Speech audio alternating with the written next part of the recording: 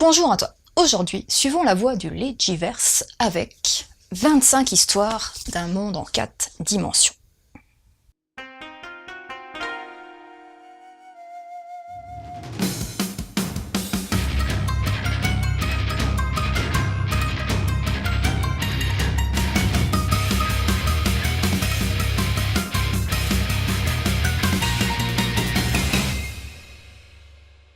Tu vas y découvrir le parallèle entre la vie de Schubert et un jeune artiste. Z sera envoyé sur la 3e planète afin de sauver l'humanité. Maya va quitter Yaku pour un homme plus fort. Une bombe atomique est larguée. Un jeune homme téléphone à sa bien-aimée décédée. Des scientifiques déterminent que les bipèdes domineront le monde après leur espèce. Une femme se joue d'un jeune homme, un amour illusoire. Une abeille fait mal ses récoltes et vient se réfugier chez un autre petit insecte. Leaf, une araignée, tombe amoureux de Cléa, un papillon. Une larve de cigale rêve de devenir mangaka. Un grillon est amoureux d'une luciole. Bref, difficile de te parler des 25 histoires, surtout que certaines sont très courtes. Là comme ça peut paraître simpliste, mais c'est très loin d'être le cas. Ce recueil t'imprégnera de mélancolie avec des thèmes récurrents, la solitude, les amours tragiques, le tout en s'aventurant dans la 4e dimension, le temps.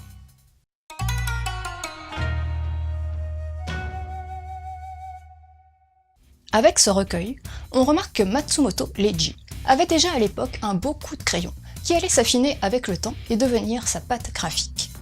On reconnaît tout de suite son style. Forcément, c'est old school. Ses personnages féminins sont magnifiquement longilines. On voit déjà des personnages masculins petits et trapus, un peu comme Toshiro, complice d'Albator, pour te citer un nom que tu dois connaître. Pas mal d'histoires mettent en scène des insectes, qui sont représentés de manière anthropomorphe, pour lesquels le style des personnages se prête divinement bien. Son découpage est très varié et il joue beaucoup avec les contrastes. Les masses noires et blanches de la composition des planches donnent un relief et apportent une certaine poésie dans ses dessins. Ce recueil est un bel ouvrage proposé par Kana. Le choix de la couverture est totalement différent de l'édition japonaise, qui montrait plus clairement que le recueil regroupe de nombreuses histoires avec des insectes. Mais la couverture française s'harmonise un peu plus avec le précédent recueil édité par Kana, 24 histoires d'un temps lointain. Simple, joli. Le choix des couleurs bleues et vertes ne plaira pas à tout le monde. Perso, ça me convient, et ce vert reflète le thème de la nature qui est cher à l'auteur, mais aussi les couleurs bien vives des années 70.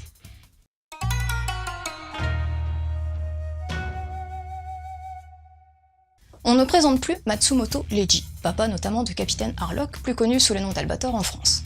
Il est d'ailleurs considéré comme l'un des grands maîtres du manga et de l'animation. On explore dans cet ouvrage les prémices de l'univers SF de Matsumoto Leiji, avec des histoires réalisées entre 1968 et 1970. Et oui, ces histoires ne datent pas d'hier. À cette période, Matsumoto Leiji, après avoir dessiné plusieurs shoujo, va désormais se concentrer sur des thématiques qui lui tiennent à cœur et laisser libre cours à son imagination. On découvre dans ces 25 histoires que les thèmes que l'auteur va développer dans la suite de son œuvre sont déjà bel et bien ancrés dans ses récits courts de science-fiction. En effet, les thèmes chers au mangaka sont présents. La lutte pour un avenir meilleur, l'environnement et la défense de la nature, l'humanité et ses failles, les héros solitaires, des femmes sublimes et mystérieuses, l'amour, la guerre. La base de son œuvre est posée, la boucle du temps commence. Chaque récit est indépendant, mais tu trouveras dans pas mal d'histoires une sorte de petit fil conducteur par les biais des insectes, qui sont très souvent, mais pas tout le temps, représentés de façon anthropomorphe, avec juste un élément comme des ailes, pour identifier l'insecte en question. Et d'ailleurs, ces insectes sont là pour te montrer la diversité du genre humain.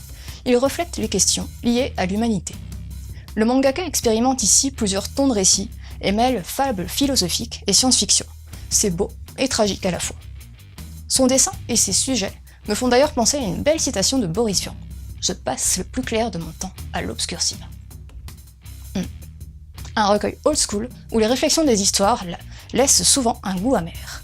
Mais c'est superbement retranscrit et l'ouvrage permet de contempler l'évolution du travail de ce maître du manga.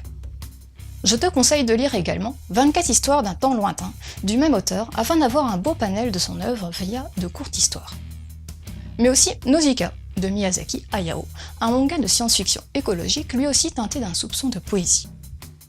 Et dernier petit conseil, Barbarella, bande dessinée de science-fiction culte des années 60 de Jean-Claude Forêt, qui aura sûrement influencé Matsumoto Leiji pour son premier manga SF, Sexaroid, malheureusement pas encore traduit en français. mais qui date de la même période que ces 25 petites histoires.